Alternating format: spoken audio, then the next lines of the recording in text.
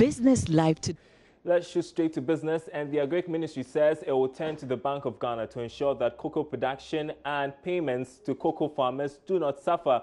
It follows fears that Cocoa Board may be struggling to meet its financial obligations following the depletion of the $2.2 billion cocoa loan facility. Deputy Agric Minister William Kaito, in an interview with Joy Business, says there are several measures being considered, including raising funds from some local banks. And in my ministry, I guess that we're going to be very serious with whatever we do, particularly with production, and then anything that has to do with anybody's relationship with farmers. If you go in to buy cocoa, we don't want a situation of going to credit, and then some people even run away, collect the cocoa and run away without paying farmers. And next time you see the company there closed, they can't be asked, no, it wasn't our company that was here. So many questions. If we find anything of that sort with them, I think that the rules will be applied. Oh, no, but there's also a question about, just like in the oil industry, whether it's good to allow these manufacturing giants to also directly buy from farmers, and that there should be other intermediaries because they could end up dictating the prices and all those things. What do you make of this concern that is out there? Yes, I think that in your prelude to this question, you made mention that the syndicated loan is becoming a challenge now. Yes, and so if you don't act fast, there may come a time that maybe Ghana will go onto that market and will not be able to source that loan. And if you are not able to source for that loan, some of those companies that are quite small may not even find the money to go out there and buy the cocoa. And so it is important that we all come to the table and think of how this challenge will be resolved. So if you allow such big companies to come and buy, of course, they are buying in accordance with the rules and regulations that we have established. They are not going to come with their own set of rules. No. Once it is a Ghanaian established company and they are able to meet all the regulations, processes, I think they qualify to be given a license. But what I mean is, being a giant, I mean, as we see them, does not mean that they should come and flout the rules and get away with it. No, we won't allow that. We are still in the teething stages where we are even thinking of amending the laws to put Cocoa Board under the purview of the Ministry of Agric. Of course, with the finances, since Ministry of Finance had that, to me, that knowledge, it will still remain with Ministry of Finances. In fact, the laws of this country said that if any ministry wants to go for any loan, you have to go through Ministry of Finance to do that. And so if the management of cocoa in Ghana comes under the jurisdiction of Ministry of Agric, we're going to concentrate on the production. But the financial aspect, if we want to do anything, of course, the engineering will have to be done with Ministry of Finance. Meanwhile, cocoa manufacturing firm Cargill is promising farmers better price for their produce as it starts buying cocoa beans directly from farmers. The commodities trading group today formally outdoored its license, which allows it to purchase cocoa beans from farmers in the country. President of Cargill Cocoa and Chocolate, Harold Palmer, said they're using some innovative financial platforms to ensure the farmers get their money on time. We are a cocoa processor since 10 years here in Ghana, since we built our factory in Tema in 2008. It's important for the future of cocoa that we make sure that farmers are successful. For a good cocoa sector to thrive, we need the farmers to thrive as well. Today, farmers have many challenges, and we believe that we can help them become more successful and to become true business partners for Cargill. We've done similar activities also in other countries like Côte d'Ivoire, for instance, where we helped farmers aggregate to farmer groups or cooperatives. We also set up training for farmers and working with other stakeholders to make sure they become successful.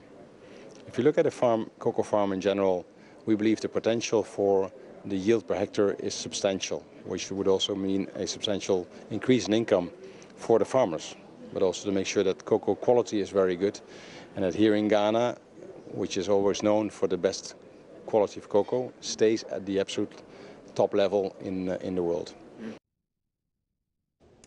The Ministry of Finance has begun work to improve insurance regulation in the country. This will be done through the enactment of the Financial Inclusion Regulation Act 2017, expected to boost confidence in the industry.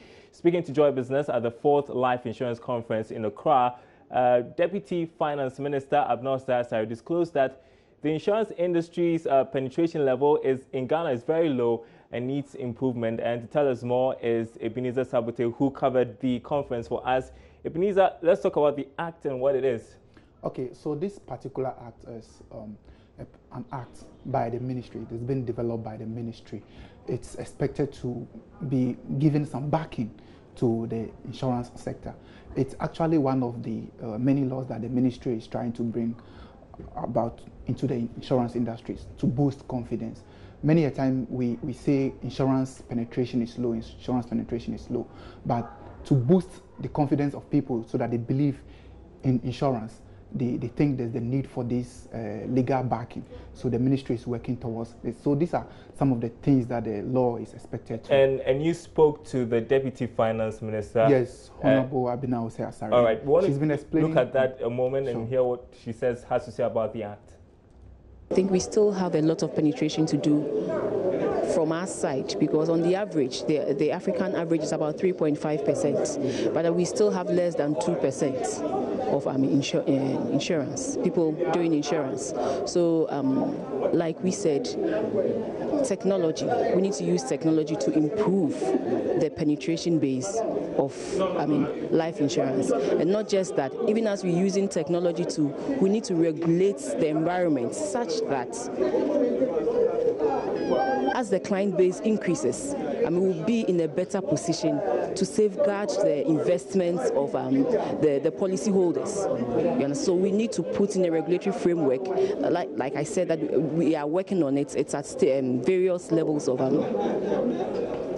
development, and once it comes through, it will go to Parliament, and we hope that it will be passed, and so that it will get a proper framework, regulatory framework, so that as we are hoping to increase the insurance base of this country, or of life insurance, we will also safeguard the investment that people do.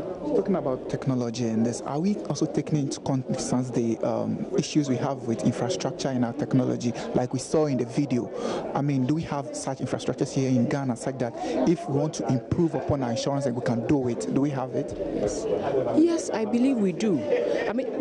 What is infrastructure concerning this? It's the systems, and then what? And proper management of data. What we saw there was proper management of data, and I believe that we have a national data policy. Once we are able to put things together, and we are able to better manage our data, and then manage the technology very well with the laws that will be passed to guide these things, we will go a long way, to improve on our insurance business. And it's a very good source of income, not just for businesses, but also for the government.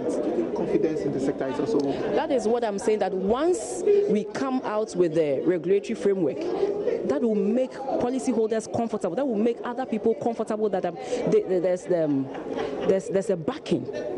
There's a backing. If anything should go wrong, if things shouldn't go the way they are supposed to go, there are laws and guidelines as to how to go about things. They will be more confident, and then they will go in and then do this insurance. And that was the Deputy Finance Minister there. What other issues came up, Eben? Okay, there are other issues that has to do with infrastructure. Before a technology can be deployed into the insurance industry, we need to have the communication infrastructure very right. We've been hearing issues about cable, disconnections, people going out to cut internet cables for the telcos and other issues. So all these things came up. And then also there were some examples of other countries that were doing it well. And they think that when we bring it here to Ghana, we can be able to improve upon the insurance penetration. There were so many industry players from outside Ghana who came, some from Togo, some from Kenya and the US, who gave us so many examples that Ghana as a country can learn upon. All right, Eben Sabote, thanks. We hope there'll be some improvement in the level of insurance penetration. We'll still remain in this space because insurance company Glyco has signed a 100,000 cedi public reliability insurance for revelers who will be in Kweu for the upcoming Easter festivities. That's great, right? Well, CEO of the Ghana Tourist Authority, Akwatia Juman, said this has become necessary because of the Kintampo waterfall incident, adding insurance coverage will from now be a prerequisite for all tourist sites. Head of Corporate Affairs at Glyco, Ifua Roxton, said aside the insurance package for the Easter celebrants, Glyco is also making available 80% discount to anyone taking part in the Easter program. GTA thought it wise that I know paragliding event is one huge event that occupies the crew festivity, and for the fact that people are afraid of visiting tourist centers, why don't you come in and provide some kind of comfort, peace of mind for people attending the Akwatia event? So as part of our corporate social responsibility, we thought that why not? I mean, at the end of the day, it's mostly Ghanaians will be visiting the storage centers, and we will be doing our duty as an indigenous Ghanaian company to provide the peace of mind. That's what we do as insurance.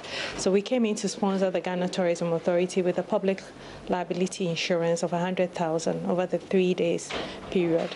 So we know, I mean, from our discussions and meetings, we know that they've put in place all the safety measures. They've flown in seasoned pilots who are coming in to make sure that there's zero disaster, but no one knows tomorrow. So if anything happens, you know, the Glyco also has provided an insurance cover so that should anything happen, you are covered. And this insurance package is for everyone who will be in the environs of the paragliding event. So whether you are flying, whether you are just a mere spectator going to see people who are flying, whether you are selling your wares there or just taking selfies, once you are in the environs of the paragliding event, you are covered by insurance. And if anything happens, Glyco will cover you against death, against accidental injuries, or loss of property if it happens in that way.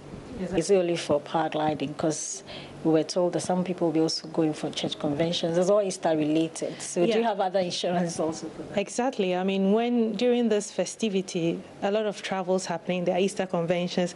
Other people might decide to go to other tourist centers and not necessarily Kwewu. So in the spirit of nationalism and in the spirit of Easter, we've also put together a huge discount for personal accident cover. For anyone traveling within this Easter period, you're entitled to an 80% discount, 80% discount on personal accident cover. And this is happening in all our Glyco offices nationwide. So walk into Glyco from now up to the end of the Easter period and take your personal accident cover, which is hugely discounted. I mean, for instance, if you take a sum assured of 10,000, you'll be paying as little as 20 Ghana cedis. Away from the insurance industry, the former Deputy Finance Minister is warning of an impending financial crisis for the economy. It follows government's decision to go for over $1 billion from a single institutional investor, Franklin Templeton, in historic bond option last week. The previous administration argues the cedi and economy could suffer greatly anytime the institutional investor decides to sell the bonds it's holding before it matures. Former Deputy Minister of Finance, Ato Forson, tells it is always prudent to spread the risk with these bonds. When you have an international transaction like Franklin Templeton coming to invest over $1 billion into your economy, clearly, and it's a foreign transaction, you should have come to Parliament. So it's another point we'll take from there. This is something that the minority will take it up. Even at the finance committee level, some say. I've thrown it out there first. We'll take it from there secondly.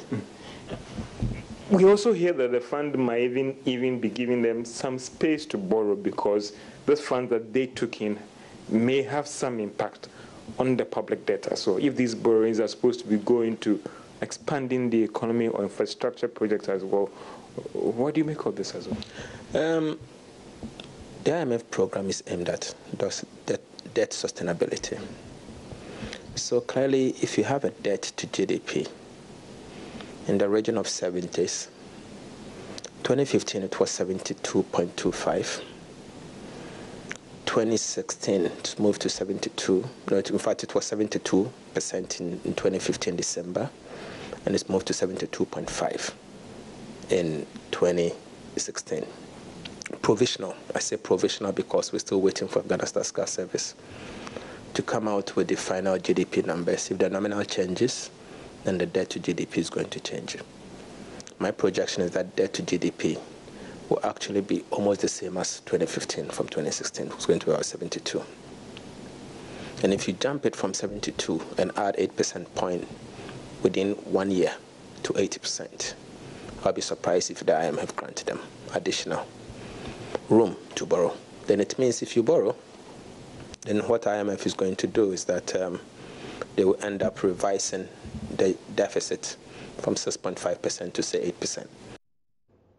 In other news tonight, the Minerals Commission is making a case for small-scale mining industries to be rather developed as the crackdown on illegal miners continues.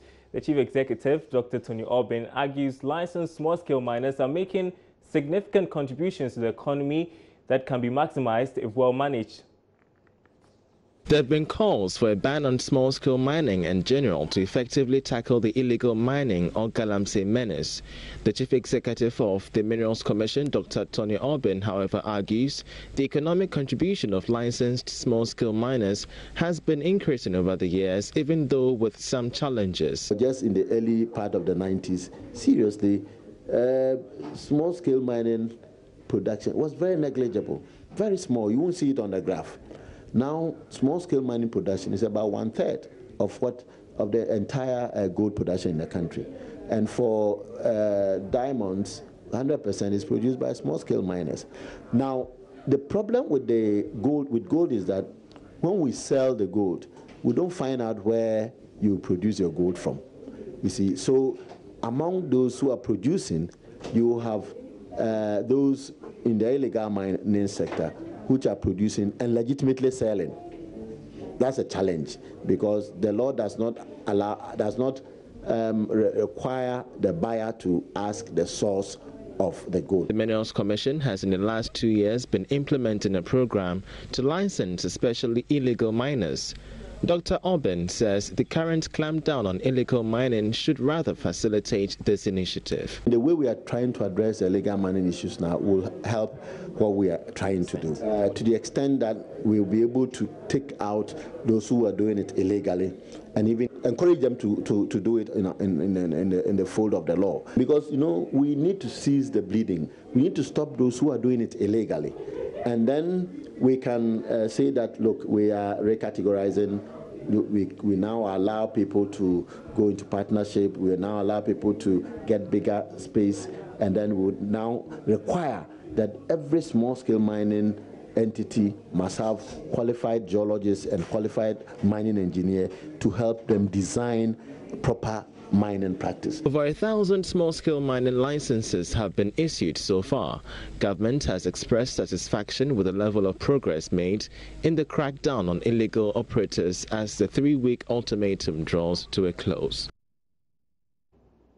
All right, so we're hearing news that the international team from the Kimberley Process certification will be in the country to check how Ghana is faring with this exploration and sale of diamonds, and my colleague Maswa Bagba was with the Deputy Minister of Finance during a tour of Akwatia, which is a mining community. Exactly. We'll come to this story in a bit, but let's first talk about what the Minister saw during the trip.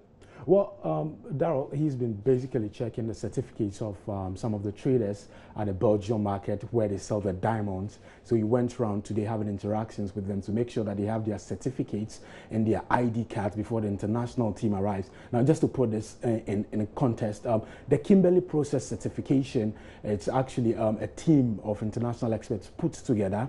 And what they usually do is that they visit countries that trade in diamonds to make sure that proceeds that they get from the sale of diamonds are not used to fund rebel activities or some nefarious activities, because in the past we've had some rebels benefiting from the sale of diamonds, and they use that money to buy ammunition, guns and all of that to fuel conflicts. So this team has been put together, and that was done in 2003 to make sure that countries do not, use those proceeds to fund, those conflicts. So that team will be coming to Ghana from the 17th to the 21st of March to make sure that we are using the proceeds properly. So the minister actually went there to make sure that everything is in place ahead of the team. And you spoke to him. What did he have to say?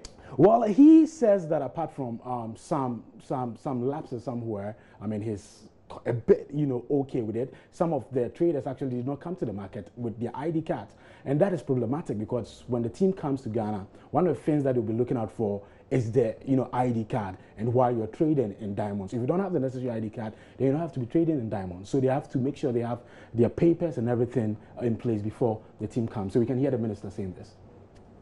Honorable Benito Wisubio is wrapping up with the store of Akwatia. Let's find out from him what he makes his own assessment of this store and whether he thinks Ghana is ready for the inspection team that will be visiting Ghana from the 17th to the 21st of March. Honorable, you've seen it for yourself. Yes, I'm happy to have been here, to have seen it myself.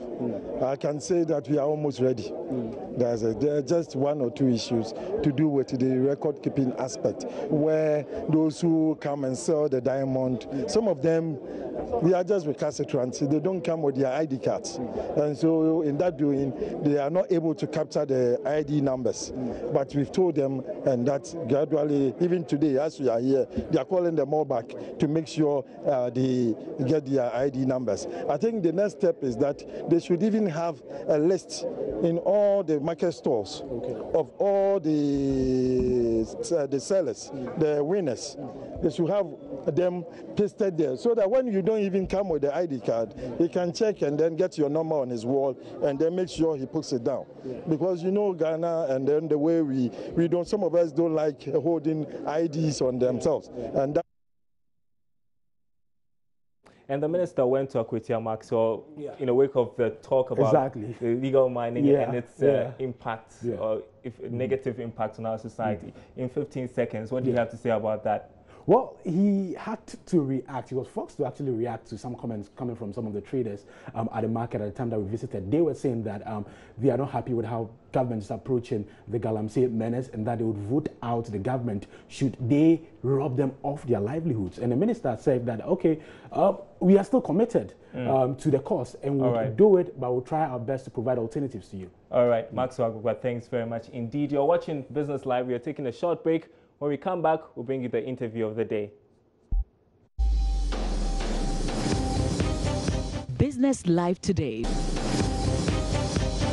All right, welcome back. Now, the current power crisis and high cost of credit are among issues the business community would be seeking to find a lasting solution to at the Ghana South Africa Business Chamber breakfast meeting on Wednesday, that's tomorrow.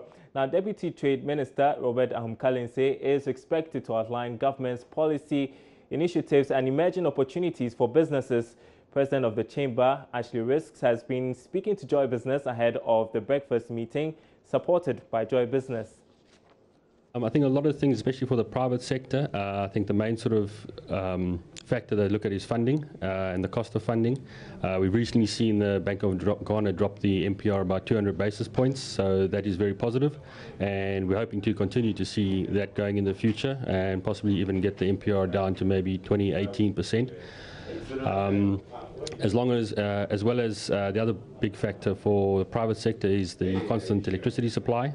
So we want to sort of hear what his policy initiatives are around that and what his plans are to try and stabilize electricity supply in Ghana. Okay, so how does one get to be a part of this breakfast meeting? Right, so it's obviously open to all of the Ghana South African Business Chamber members as well as the general public. So if you would like to come and attend and listen to the Deputy Minister and see what's going to be happening in Ghana for the next year, you're welcome to come and attend. The breakfast starts at 7 o'clock at Labadi Beach Hotel, and for non-members it's 150 Ghana cedi to attend.